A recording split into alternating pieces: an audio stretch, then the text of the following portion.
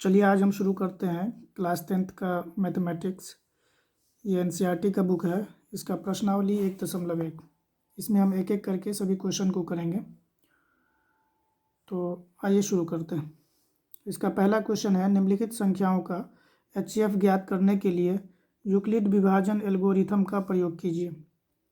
इसमें हमें एचसीएफ ज्ञात करना है, लेकिन यूक्लिड विभाजन एल्गोरिथम से। ऐसे तो हम लोग एचसीएफ ज्ञात करना जानते हैं, जैसे गुणनखंड विधि से हम लोग आराम से एचसीएफ ज्ञात करते हैं, लेकिन इसमें यूक्लिड विभाजन एल्गोरिथम का प्रयोग करना है। आइए थोड़ा यूक्लिड विभाजन एल्गोरिथम के बारे में जान लेते हैं, फिर पहला क्वेश्चन हम लोग सॉल्व करेंगे। यूक्लिड विभाजन प्रमेय हमारा क्या कहता है कि यदि हमारे पास कोई दो संख्या है, मान लेते हैं कि एक संख्या हमारे पास है 3 और दूसरी संख्या हमारे पास 2 है, ठीक है। इसमें स्पष्ट है कि 3 हमारे पास जो है वो बड़ा है और दो छोटी संख्या है। तो बड़ी संख्या को हम लोग किस प्रकार लिख सकते हैं? 3 बराबर 2 गुना 1 प्लस 1। 2 को 1 से अगर हम लोग गुना करें तो 2 एकम 2 प्लस 1 3, यानी 3 को हम लोग इस रूप में लिख सकते हैं। तो ये एक कॉन्सेप्ट है यूक्लिड विभाजन प्रमेय का। इसे और एक तरीके से जानते हैं कि यदि मान लीजिए हम लोग 3 में 2 से भाग दें, 3 में अगर हम लोग 2 से भाग दें, 2 एकम 2 हासिल बचा 3 में से 2 गया 1, ठीक है। तो इसे हम लोग क्या कहेंगे? भाज्य।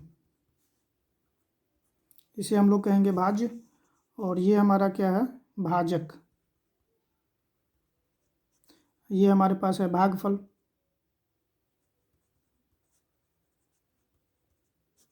और ये जो बचा है इसको कहते हैं शेषफल, ठीक है। अब आइए, आप लोग जानते होंगे कि भाज्य बराबर क्या होता है? भाज्य बराबर होता है भाजक गुना भागफल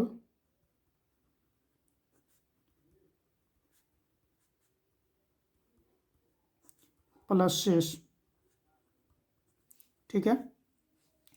तो भाज्य बराबर भाजक गुना भागफल प्लस शेष, और ये ऊपर में जो लिखे हैं 3 बराबर 2 गुना 1 प्लस 1, इसको अगर हम लोग देखें, यहाँ पर देखिए 3 हमारा क्या है? भाज्य है। 2 हमारा भाजक है। तो भाज्य के जगह पे अगर हम लोग 3 रख दें और भाजक के जगह पे 2 है तो हम लोग 2 रख दें, और भागफल के जगह पे 1 है, 1 रख दें, और शेषफल के जगह पे भी 1 है तो 1 रख दें। तो ये नहीं हो गया भाज्य बराबर भाजक गुना भागफल प्लस शेष, ठीक है। यही हमारा यूक्लिड विभाजन प्रमेय। इसको अगर हम लोग एक फॉर्म के रूप में लिखें तो ए बराबर होता है बी क्यू प्लस आर, ठीक है। इसे याद रखना है। ए जो है हमारा भाज्य है, बी भाजक है, क्यू भागफल है, और आर जो है वो शेष है, ठीक है। ये हमारा यूक्लिड विभाजन प्रमेय का एक क्या कहते हैं, कॉन्सेप्ट है। इसे आप लोग याद रखिएगा। अब आते हैं सवाल पे। प्रश्न क्या है? पहला प्रश्न है 135 और 225, इसका हमें एचसीएफ ज्ञात करना है, ठीक है। तो लिखेंगे यहाँ 225 जो है वो बड़ा है और किससे? 135 से, ठीक है। तो 225 और 135 में 225 बड़ा है, तो जो बड़ा होता है ना उसे हम लोग ए मानते हैं। यहाँ पर है ना ए बराबर बी क्यू प्लस आर, तो जो बड़ा है उसे हम लोग क्या मानेंगे? ए मानेंगे। तो लिखेंगे यहाँ यूक्लिड विभाजन प्रमेय से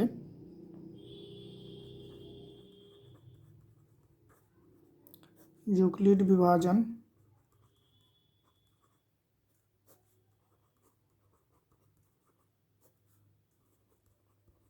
प्रमेय से 225 को हम लोग क्या लिखेंगे?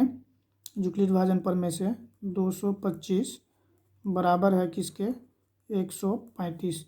अब इसमें किसी भी संख्या से गुना होगा और कोई संख्या किसी संख्या को जोड़ेंगे। मतलब ए को हम लोग जो बी क्यू प्लस आर के रूप में लिखते हैं, तो ए तो हम लिख दिए यहाँ, और बी के साथ किसी संख्या को गुना करेंगे और किसी संख्या को जोड़ेंगे।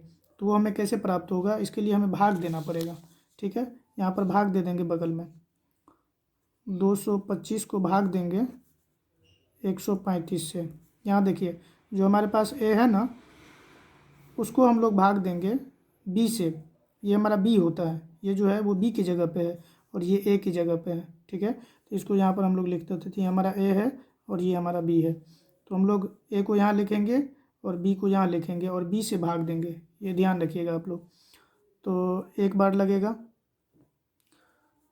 135, यहाँ देखिए 5 में से 5 गया तो 0, और 12 में से 3 गया तो 9 3 12, 90 हुआ। तो भागफल क्या आया हमारे पास 1, तो यहाँ पर लिख देंगे 1, अब प्लस में शेषफल, तो शेषफल आया 90।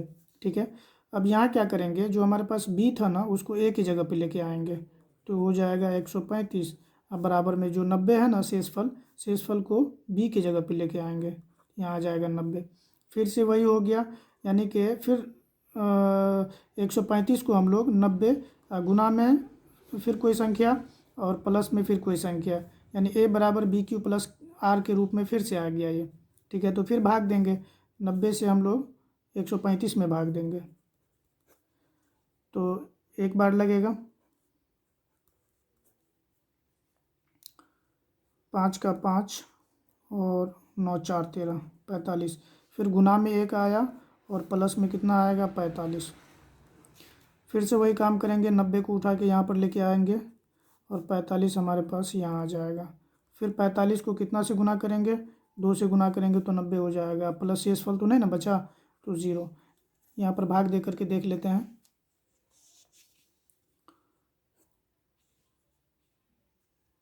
90 में भाग देना है, तो 45 दूना 90, कट गया, शेषफल नहीं बचा तो 0। अब देखिए जहाँ पर शेषफल 0 आ जाए उस लाइन में जो हमारा b होगा वो HCF होता है। यहाँ लिखेंगे चूँकि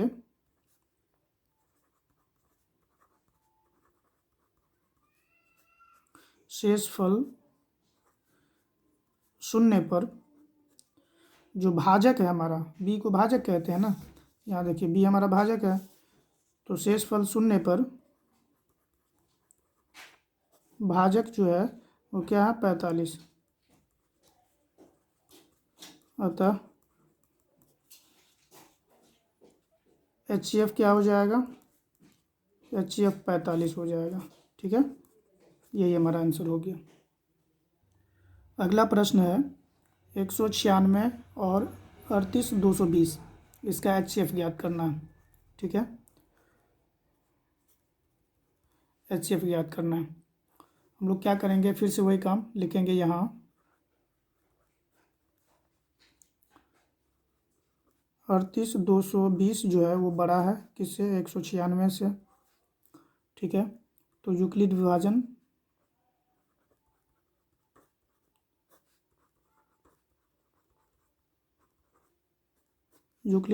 प्रमेय से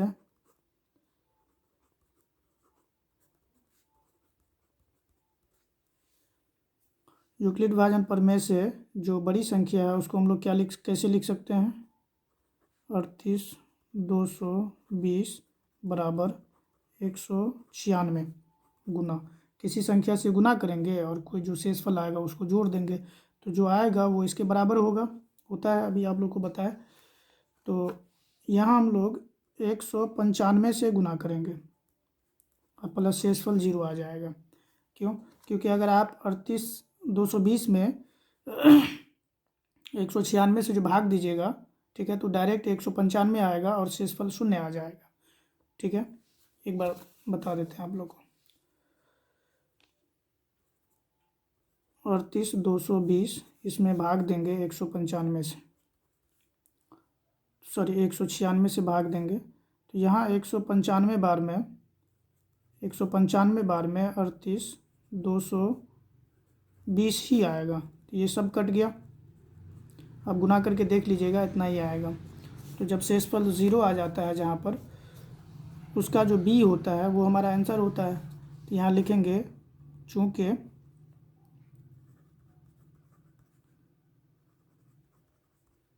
शेषफल 0 पर भाजक क्या है हमारे पास, भाजक 196 है।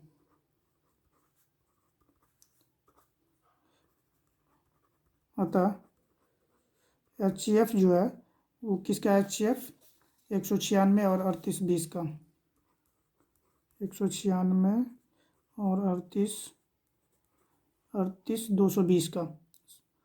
तो इसका HCF क्या हो जाएगा 196। ये हमारा आंसर। अगला प्रश्न है 867 और 255, इसका हमें HCF ज्ञात करना है। ठीक है, तो वही बात यहाँ भी लिखेंगे। यहाँ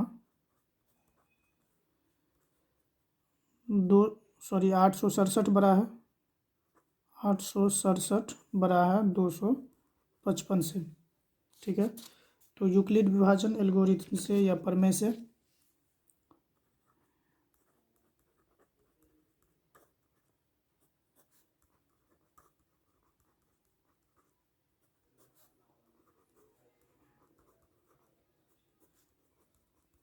यूक्लिड विभाजन प्रमेय से जो बड़ी संख्या है उसको कैसे लिख सकते हैं, 867 बराबर 255 गुना, अब भाग देना पड़ेगा, भाग देंगे उसके बाद जो आएगा भागफल उससे गुना करेंगे और प्लस शेषफल लिखेंगे।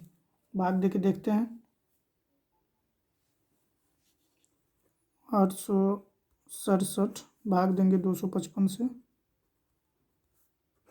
ठीक है, ये आइडिया लग गया, कितना बार लगेगा, 3 बार में।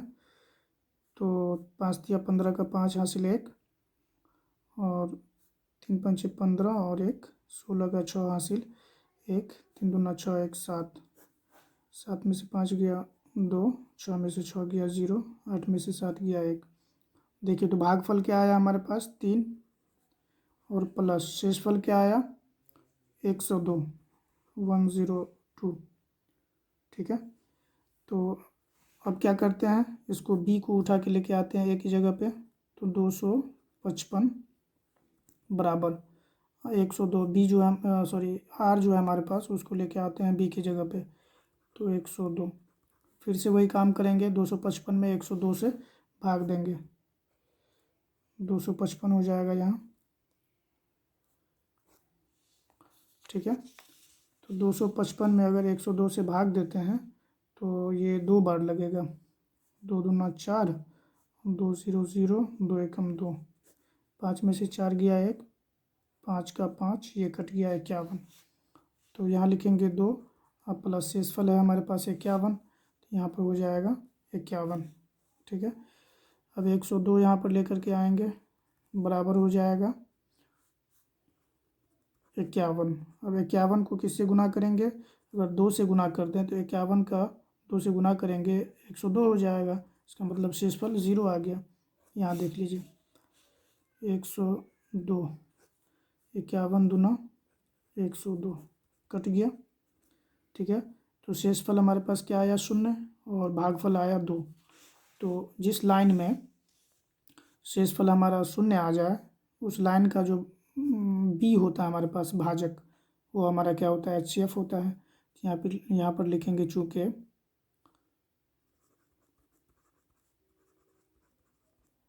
शेषफल 0 पर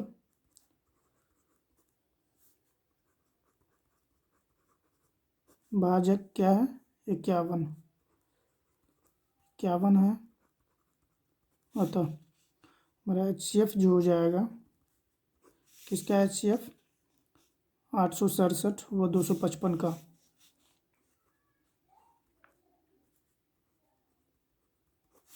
कितना हो जाएगा 51, ये हमारा आंसर हो जाएगा। हमारा अगला प्रश्न है, दर्शाइए कि कोई भी धनात्मक विषम पूर्णांक 6q+1 या 6q+3 या 6q+5 के रूप का होता है जहाँ q कोई पूर्णांक है। ठीक है, ये हमारा प्रश्न है, आइए देखते हैं। यहाँ देखिए सिद्ध करना है हमें, क्या सिद्ध करना है कि कोई भी धनात्मक विषम पूर्णांक 6q+1, 6q+3 या 6q+5 के रूप का होता है। ठीक है, इतना लिखने के बाद हम लोग लिखेंगे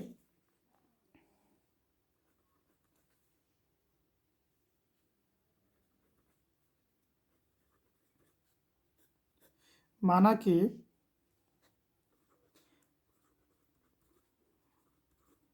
ए कोई धनात्मक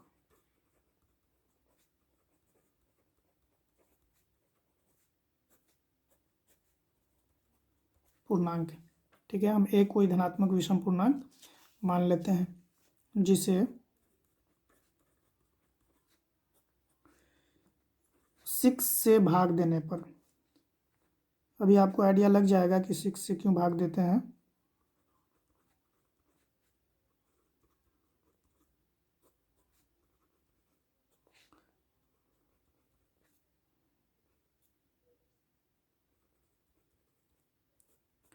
भागफल q तथा शेषफल, क्या शेषफल प्राप्त होता है, r प्राप्त होता है।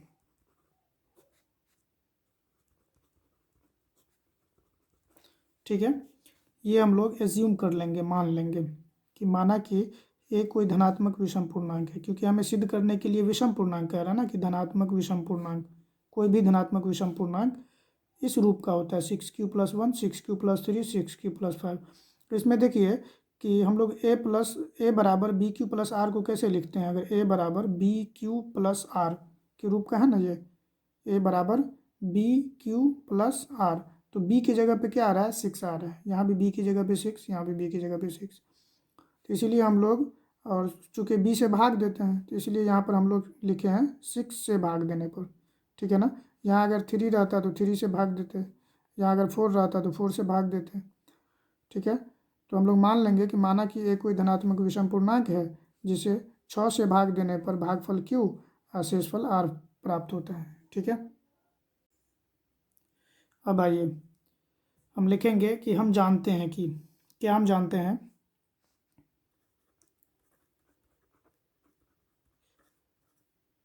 यूक्लिड विभाजन प्रमेय से, क्या जानते हैं आप यूक्लिड विभाजन प्रमेय से, कि ए बराबर होता है बी क्यू प्लस आर के। ये अभी अभी आपको हम बताए। ठीक है, तो ए बराबर बी क्यू प्लस आर को, अगर बी के जगह पे 6 है तो हम लोग क्या लिखेंगे, ए को, ए बराबर 6q प्लस आर। ठीक है, जहाँ आर का मान जो है, आर का मान 0 से बड़ा या बराबर हो, लेकिन बी से छोटा हो। अब बी की जगह पे क्या है, 6 है, तो 6 से छोटा हो।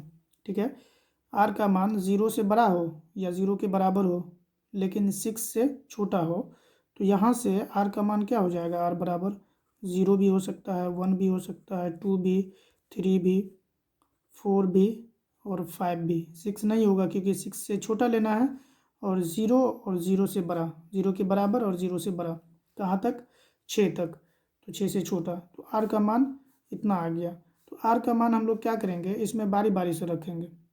आर का मान अगर यहाँ पर रखेंगे 1 2 3 4 5, तो 6q का कुछ ना कुछ मान आएगा, तब उसको देखेंगे कि 6q+1 और 6q+3 या 6q+5 के रूप का ये आता है कि नहीं। ठीक है, तो इसमें केस बनेगा। चलिए पहला केस देखते हैं, केस 1। केस 1 में यदि आर बराबर हम लोग 0 ले लें, तो ए बराबर क्या हो जाएगा, 6q+0, आर की जगह पे 0 ले लिए, मतलब ए बराबर सिर्फ 6q हम लोग लिखेंगे। और 6q क्या है ये हमें बताना है, कि सम संख्या है कि विषम संख्या है, ये हमें बताना है। तब देखिए यहाँ अगर 6 का गुना हम लोग 1 से करेंगे, 1 क्या है, विषम संख्या है। अगर आप लोग नंबर सिस्टम के बारे में नहीं जानते हैं तो इससे पहले हमने अपलोड कर दिया एक वीडियो, वो आप जा कर के देख सकते हैं कि सम संख्या, विषम संख्या, ठीक है, ये सब हम बहुत अच्छे से बताए हैं। तो 1 हमारा विषम संख्या है, तो विषम संख्या को, और 6 हमारे पास सम संख्या है, विषम संख्या को सम संख्या से अगर गुना करते हैं तो 6 एकम 6 होगा, और 6 क्या है, एक सम संख्या।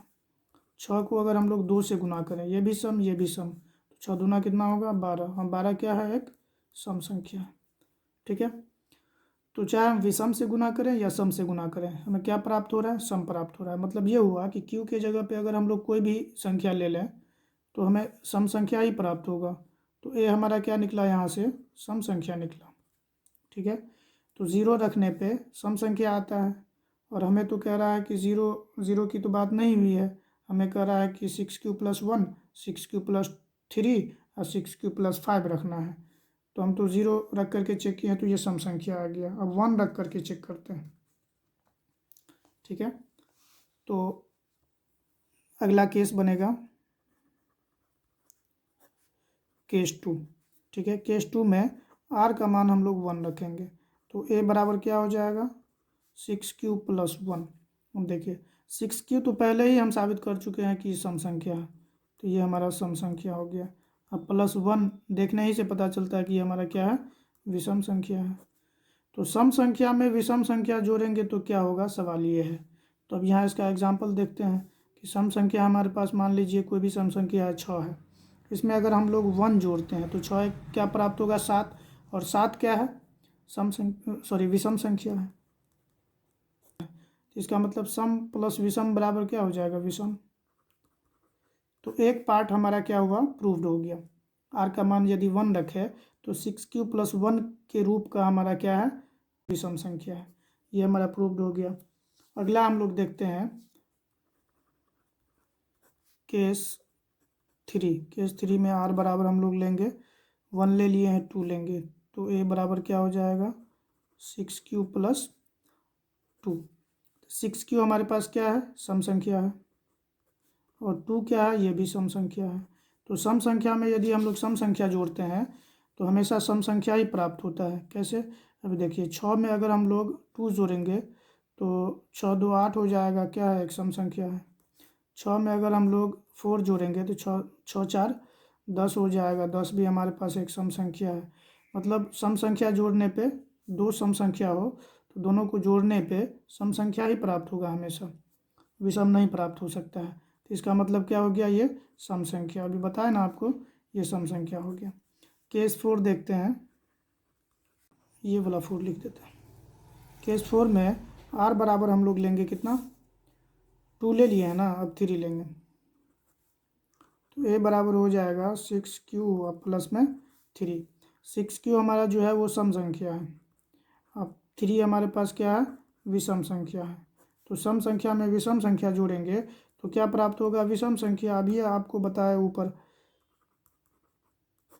विषम संख्या, तो 3 लेने पे 6q+3 आता है, 6q+3 हमको मिल गया, क्या है, एक विषम संख्या के रूप में है। अगला केस देखते हैं। अगला केस है हमारा केस 5। केस 5 में क्या लेंगे, r का मान हम लोग 4 लेंगे, तो a बराबर हो जाएगा 6q प्लस में 4। ये सम संख्या और ये भी सम संख्या, तो सम संख्या प्लस सम संख्या क्या हो जाएगा, सम संख्या। तो सम संख्या को तो हमें लेना नहीं है। अब हम लेते हैं केस 6। ठीक है, इसमें r बराबर कितना लेंगे, 4 ले लिए हैं, तो 5 लेंगे, तो a बराबर क्या हो जाएगा हमारा 6q+5। ये हम पहले ही बता चुके हैं आपको, 6q हमारा क्या है, सम संख्या है, और 5 हमारा क्या है, विषम संख्या है। तो सम और विषम मिलेगा तो क्या होगा, विषम होगा। अभी बताया आपको ऊपर, ये सब चीज़ ध्यान रखना पड़ेगा। तो 6q+5 के रूप का भी आ गया, तो मतलब तीनों हमारा आ गया। तो यहाँ लिखेंगे अतः केस 2, केस 4 और केस 6। इससे हमें पता चलता है, से हमें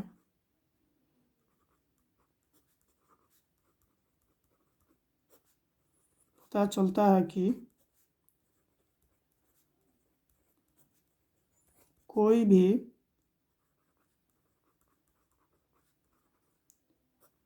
धनात्मक